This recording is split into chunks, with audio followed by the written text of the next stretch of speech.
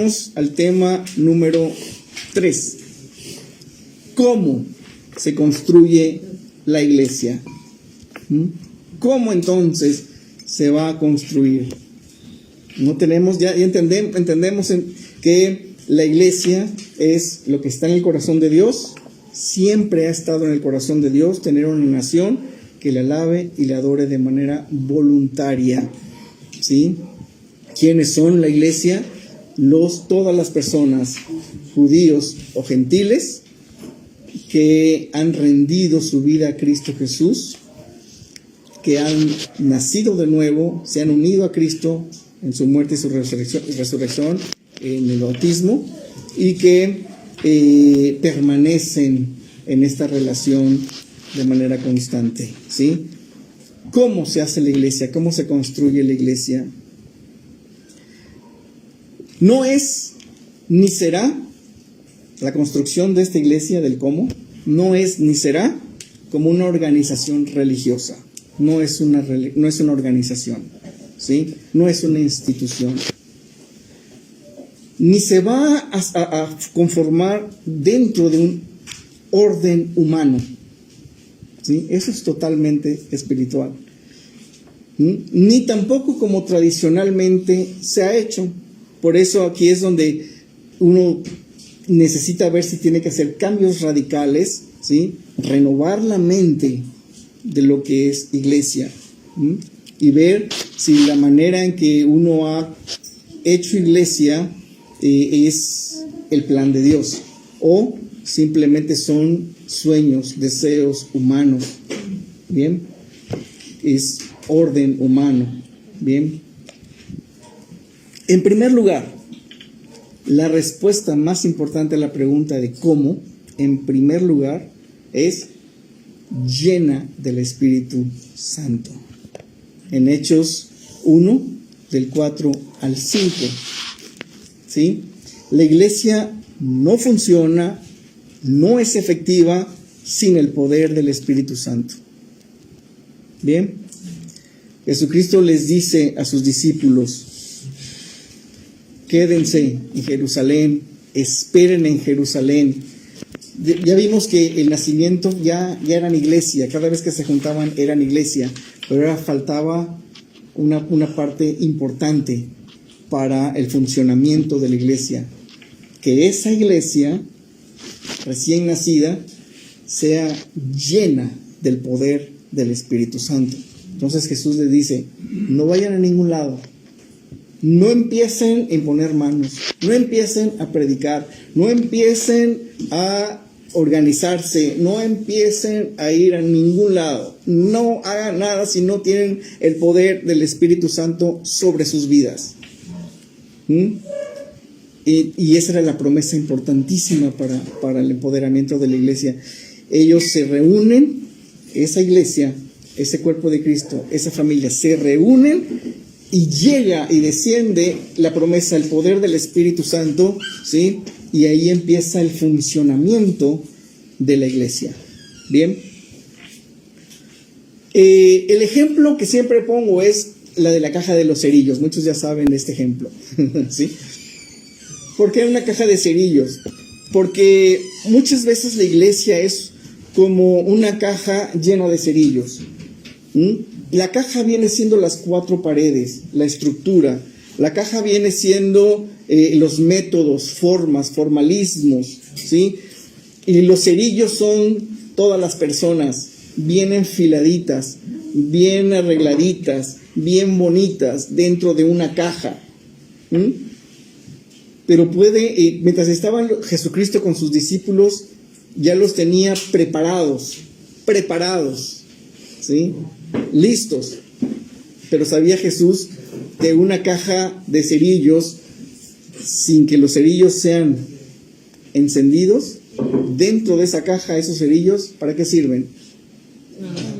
Para nada. Aunque estén muy bonitos y tengan sus colorcitos, pero dentro de la caja no sirven para nada. Necesitaban ser encendidos. Todos fueron encendidos, ¿sí? En ese momento, cuando el cerillo se enciende, ahora ya puede hacer su propósito. ¿Sí? Salir de la caja y entonces, Espíritu Santo, enciéndeme en fuego. Bien, ¿para qué? Eso lo vamos a responder en la pregunta ¿por qué? Después. ¿Sí?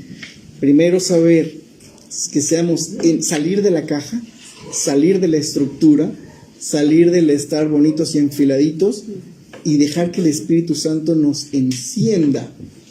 Y una vez encendidos, ahora sí, en manos de Dios, Él va a saber perfectamente bien cuál va a ser el uso de ese cerillo encendido. Bien, muy bien. Entonces Dios, por medio de su palabra, nos ilustra también, ¿sí?, lo que es su iglesia.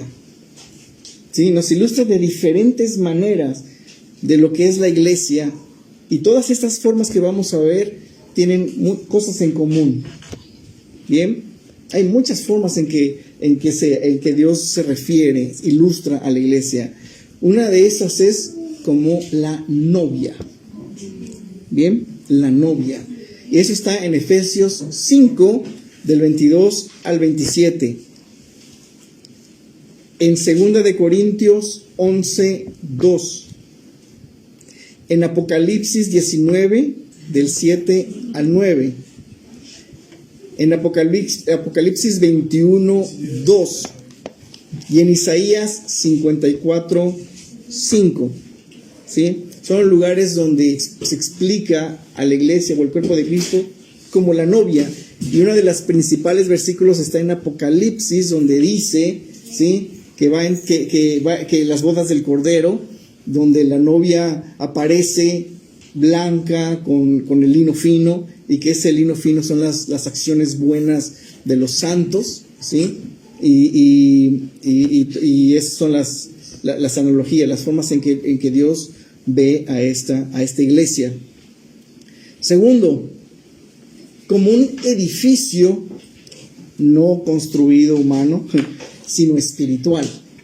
Todos nosotros como un edificio espiritual. Eso lo podemos ver en 1 de Pedro, capítulo 2, del 4 y 5.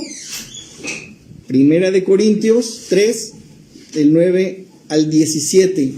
Todo eso, si lo pueden después leerlo con calma y entender bien todo esto, porque esta analogía o esta manera de mostrar a la iglesia como un edificio es muy importante, porque se centra en la unidad.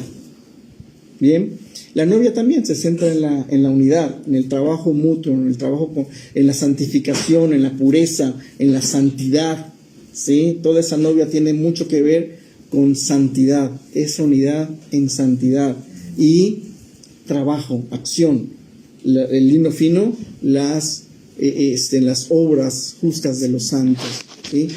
Y lo blanco, la santidad, ¿sí? Sin mancha, sin arruga, ¿sí? Entonces, como edificio espiritual, en Pedro podemos ver que cada uno de nosotros, Dios nos ve como piedras, ¿sí?, como piedras que juntas, en la posición correcta cada uno, va construyendo ese edificio espiritual, donde el fundamento, la base principal donde se construye, ¿quién es?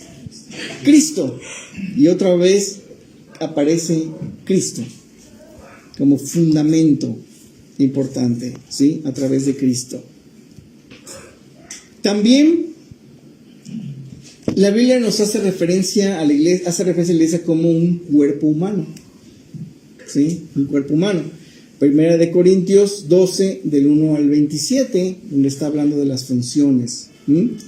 También la explicación acerca de la iglesia como cuerpo de Cristo nos invita, nos exhorta a la unidad. Bien, que diversas partes del cuerpo forman un todo único. Un todo único. Todos nosotros, con diversas funciones, como un cuerpo humano, forman un todo único. Cada parte tiene una función específica y nos necesitamos unos a otros, ¿sí? Jesús es la cabeza nosotros somos su cuerpo, sometiéndonos unos a otros para funcionar de acuerdo a las órdenes de la cabeza. Es una de las mejores formas de ver la iglesia o el cuerpo humano, ¿sí? Explica perfectamente bien que no, en esa parte de la Biblia, que no podemos nosotros funcionar solos fuera del cuerpo. Fuera del cuerpo no hay funcionamiento. El organismo fuera del cuerpo se seca y se muere. ¿Qué es lo que pues es bien importante pensarlo como un cuerpo? Porque ¿qué es lo que mantiene viva cada parte de mi cuerpo? ¿Qué es lo que mantiene viva cada parte de mi cuerpo? La sangre que está corriendo. Si yo me corto un dedo y lo saco, queda fuera, se va a desangrar, y cuando se desangra, ¿qué va a pasar? Se seca y muere. Si yo me desangro, ¿qué va a pasar conmigo? Muero, ¿sí? Entonces, somos un cuerpo y cada uno tiene una función, pero lo que nos mantiene vivos en esta unidad es la sangre de Cristo Jesús, ¿sí? La que corre entre todos nosotros. Entonces habla de que nos sometamos unos a otros, nos necesitamos unos a otros para que funcionemos correctamente, pero siempre en obediencia a la cabeza principal, que es Cristo. El otro forma de ver que Dios nos muestra la iglesia es como un árbol que da fruto, ¿sí? Salmos 1, todo el Salmo 1 habla acerca de un árbol que está en corrientes de agua y da su fruto a su tiempo, su hoja no cae. Juan 15, del 1 al 17, cuando Jesucristo dice: yo soy la vid verdadera, usted y mi Padre es el labrador. Y 1 Corintios 3, del 1 al 9. Y también hace referencia, cuando habla del árbol, a la unidad. Lo mismo, la unidad, que seamos uno. Recibimos la vida y nutrientes, todos nosotros, si estamos en el árbol principal, recibimos la vida y los nutrientes de un solo árbol. Y el resultado de estar unidos es fruto, da fruto. Nosotros en sí mismos no somos el fruto, ¿sí? Nosotros somos, dice, los pámpanos que están pegados al árbol, y la evidencia de que un pámpano está recibiendo del árbol principal, ¿cuál es la evidencia? El fruto, ¿sí? Somos los pámpanos. Entonces hay un examen, si hay una evidencia, si hay una, dice: por sus frutos los conoceréis. ¿De qué árbol están pegados? ¿A qué árbol están recibiendo? ¿Sí? El fruto lo va a decir. Si nosotros estamos pegados a la vid, a Jesucristo, nuestro fruto va a ser toda la vida de Jesucristo a través de nosotros. La vida de Cristo a través de nosotros, ¿sí? No podemos nosotros falsificar fruto. No podemos nosotros decir: doy fruto y yo creé ese fruto. No podemos nosotros colgarnos los frutos, amarrarnos frutos, ¿sí? Si un árbol si el pámpano está en el árbol, porque va a suceder, por la naturaleza misma, va a dar fruto. Bien, Jesús viene a buscar fruto. Y fuera del árbol, ¿qué va a pasar si se desprende ese pámpano? Se seca y se muere. Esto es importante que esté haciendo hincapié a separados de esa unidad. Se seca y se muere. Ya pueden saber por qué. No podemos caminar solos, sin el cuerpo, sin el árbol, ¿sí? Sin ese edificio, fuera de la novia. Otra forma de ver iglesia es como una familia. Una familia. Hebreos 2, del 11 al 18. Me gusta mucho esa parte de Hebreos 2, del 11 al 18, porque está hablando acerca de que todos los que Dios son a los que Dios santificó los hace sus hijos, ¿sí?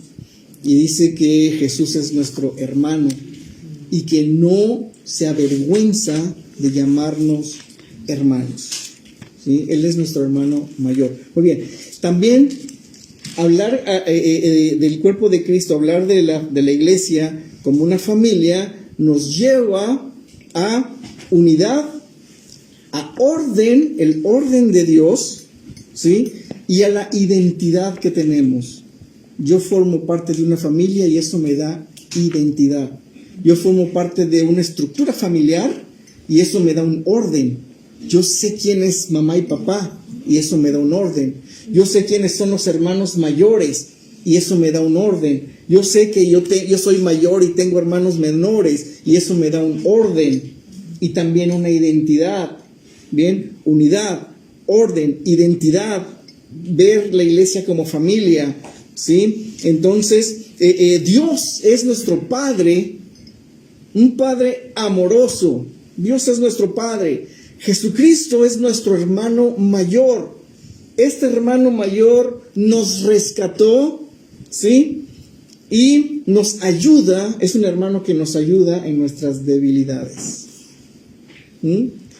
Después, Padre, Dios nuestro Padre, Jesucristo nuestro hermano mayor. Luego siguen los hermanos maduros en la fe, los hermanos mayores, los maduros en la fe, hasta las personas que están iniciando el camino de la fe, los que están naciendo apenas de nuevo. Ese es el orden. Hermanos mayores y hasta los que están naciendo apenas, bebitos espirituales, saliendo del agua. ¿Sí? Entonces, esa unidad, ese amor, esa identidad, ese orden, también nos ayuda a funcionar en ese cuidado, en ese pastoreo, ¿sí? En ese alimentarse unos a otros espiritualmente, en ese comprendernos que una persona que está iniciando no puede tener la responsabilidad de un hermano mayor, ¿sí? Y tener paciencia y cambiar pañales y aguantar, ¿sí? Todo esa forma de hacer familia nos lleva a saber que así en el cuerpo de Cristo, así nos ve Dios como una familia, que nos ayudamos, nos levantamos, ¿sí? Nos protegemos, nos defendemos como una familia. Sí, nos peleamos como familia, pero la familia sigue siendo familia y nos perdonamos y nos amamos y seguimos adelante. Bien, también es muy importante ver todo como familia. ¿Por qué? Porque la familia son las personas que más se conocen, viven juntos, conviven, ¿sí?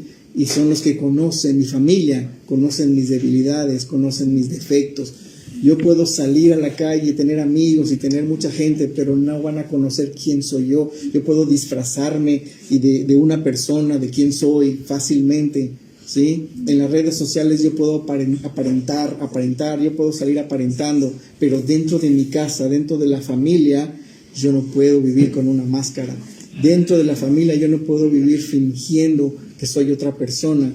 Ahí me conocen tal como soy y así me aman, ¿sí? Y así me quieren y así me aceptan y así me ayudan, así me aconsejan porque me aman, ¿sí? Y si estoy haciendo algo malo, me van a aconsejar, me van a ayudar porque me aman y no quieren que yo termine como mal.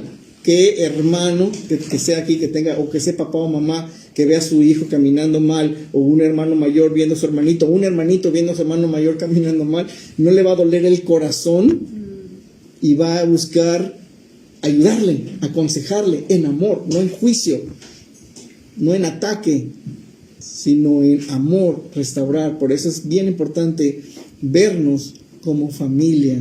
Y eso nos da ese orden de saber, esta persona viene caminando más adelantado que yo y en su experiencia con Dios, en la sabiduría con Dios, en el conocimiento con Dios. Entonces yo, hermano menor, voy a sentarme a escuchar su experiencia, ¿sí? Yo, hermano mayor, he recibido de Dios tantas experiencias, tantas cosas que me han ayudado a seguir adelante, y me siento como hermano menor a explicarle que Dios es bueno y Dios es fiel. ¿Bien? Muy bien. También como un reino, el cuerpo de Cristo, la familia de Dios. Dios no ve separado el reino de Dios y los de aquí la tierra, no. Formamos parte de un reino. Cuando Dios habla del reino de Dios, cuando Jesucristo habla del reino de Dios, somos incluidos en ese reino, formamos parte de ese reino. ¿Sí? Primera de Pedro, capítulo 2, del 9 al 11. Hablar como un reino nos lleva a una unidad, a un orden y a una ciudadanía.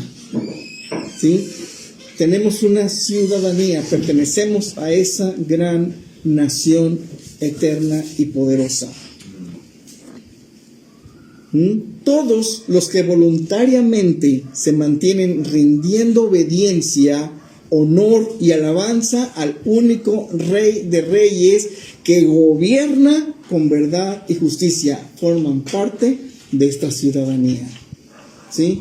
Todas las personas que voluntariamente se mantienen rindiéndole al Rey de Reyes obediencia, honor, alabanza. ¿Sí? ¿Por qué? Porque Él es el único Rey y gobernante que gobierna con verdad, con verdadera justicia, con amor, con equidad, con imparcialidad.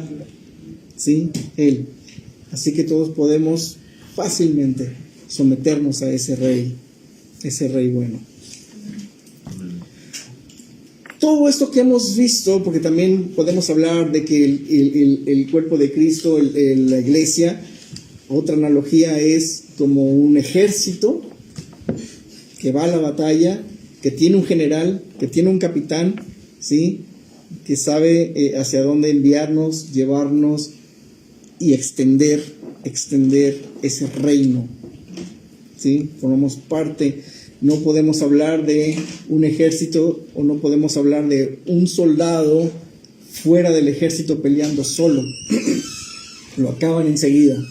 No regresa. ¿Sí? Va como grupo, como pelotón, con estrategia militar. Y la Biblia habla mucho en Efesios capítulo 6, mucho acerca de esas analogías como soldados, como militares, ¿sí? Que van a la guerra. Todo esto lo que tiene en común, que es Cristo. Cristo como la piedra principal. La piedra principal es Cristo. El árbol principal es Cristo. Nuestro hermano mayor es Cristo. La cabeza del cuerpo es Cristo. En este reino Él es el Rey de Reyes y Señor de Señores, Cristo. ¿Sí? Y todos los demás, nosotros, funcionando juntos en una unidad, sometiéndonos unos a otros. Todo esto que hemos estado viendo acerca de las formas de que Dios habla acerca de la iglesia es el comandante, la cabeza y todos nosotros unidos a Él en obediencia, sometiéndonos unos a otros en amor. Esa es la iglesia. Entonces, 1 Corintios 12, del 28 al 31, y todo lo que es el capítulo 13, podemos ver mucho acerca de esto. Entonces la pregunta es ¿cómo? La respuesta a este cómo es reunidos en unidad y amor. ¿Cómo? Llenos del Espíritu Santo, es lo primero, ¿sí? Reunidos en unidad y amor. Tú y yo, todos los que estamos aquí, y todos los que están escuchando, y todo el cuerpo de Cristo, tenemos un compromiso. ¿Sí? Ya cuando formamos parte y pertenecemos a Cristo, hemos nacido de nuevo en ese reino, en ese gobierno, tenemos un compromiso. Procurar cada día unirnos más y más en el amor de Dios. ¿Sí? Buscar la unidad, procurar la unidad. Eso está en el corazón de Dios. Eso está en el deseo de Dios. Es como un padre que ve a sus hijos unidos en amor. ¿Qué padre le gusta ver a sus hijos Se la vivan peleando, reprochándose, lastimándose. ¿Sí? Eso no es el plan de Dios. No está en el corazón de Dios. Es un reto, porque Dios mismo sabe que somos diferentes, que tenemos nuestras propias decisiones y nuestras propias formas de ser, y nuestras propias personalidades, temperamentos, carácter. Y aún así Él confía y dice: será una nación unida en amor, santa, llena del poder del Espíritu Santo. ¿Sí? Nuestro compromiso es buscar ese amor, buscar esa unidad, buscar el aprender y someternos unos a otros. ¿Cómo? Funcionando de acuerdo a nuestro diseño, sirviéndonos, perdonándonos, siendo reconciliadores, pastoreándonos unos a otros, ¿sí? Comprendiéndonos unos a otros, etcétera, etcétera, etcétera. Esto no es responsabilidad, aquí viene a destruirse otro argumento, no es responsabilidad solamente de los líderes pastores.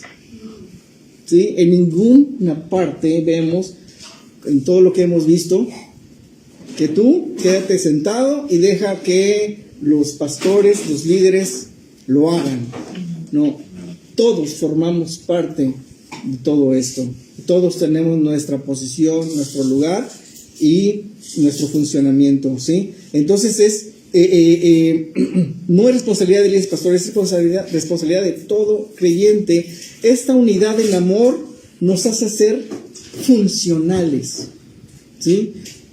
Todo lo que hemos visto, si caminamos de esa manera, en esa unidad, en ese amor, da fruto, porque es lo que estuvimos viendo. Juntos damos fruto, juntos, ¿sí? Sometiéndonos unos a otros, como en el cuerpo, sometiéndonos unos a otros. Nadie es superior, nadie es mayor, ¿sí? Todos somos hermanos de un mismo cuerpo. Sí tenemos madurez, sí tenemos experiencia, sí tenemos otras cosas que en la vida hemos ganado, pero juntos somos hijos todos, ¿sí? Y todos somos una familia, somos hermanos. Y todos nosotros rendidos voluntariamente a un solo Rey y a un solo Señor. Cuando puedan, busquen Gálatas 5:6. Hay dos grandes errores. Hay muchos errores que se está haciendo en las iglesias, ¿no? Pero hay dos grandes errores. Uno es pensar, y es terrible este error, pensar que cierta denominación o cierto líder religioso es el único correcto. Y al creer, las personas que creen eso se jactan. Eso está en 1 Corintios 3, del 21 al 23. ¿Sí? 1 Corintios 3, del 21 al 23. Yo soy de Apolos, yo soy de Pablo, yo soy de este, yo soy de lo otro, yo soy del bueno, no, yo soy el del mejor. Habla duro y golpeando fuerte. ¿Quién es? Dice, ¿quién es Pablo? ¿Quién es Apolos? ¿Quién es? ¿No? Todos estamos unidos por uno solo, que es Cristo Jesús. Entonces pensar que cierta denominación, o creer que tu denominación, tu líder o tú como líder es el único correcto y el Juan Camaney, entonces, sí, eso lo que hace es ponerte en una posición de juicio sobre los demás, ¿sí? De compararte ante los demás. Y hay que cuidar muchísimo nuestro corazón acerca de esto, ¿sí? Otro gran error es pensar que yo no necesito de las demás personas de la iglesia, que yo no necesito del cuerpo de Cristo, que yo no necesito de la familia de Dios. Eso es en Hebreos 12, del 24 y 25. Hebreos 10, del 24 al 25, ¿sí? Donde nos habla y nos dice que debemos congregarnos, no como muchos que no lo hacen. Y cuando nos unamos y estemos congregados, sea para animarnos a las buenas obras, ¿sí?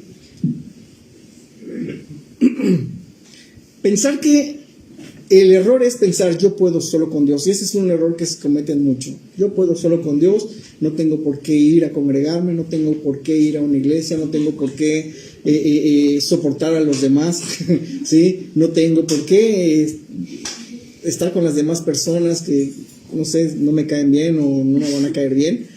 Yo puedo solo en mi casa, yo aquí con mi familia voy a buscar a Dios.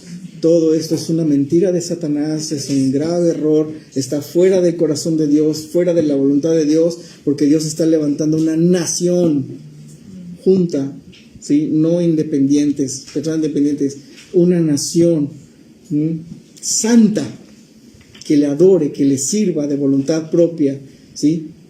Y con evidencia y con fruto de que somos de su nación, ¿sí? Esos son los temas para este momento, terminando puntual.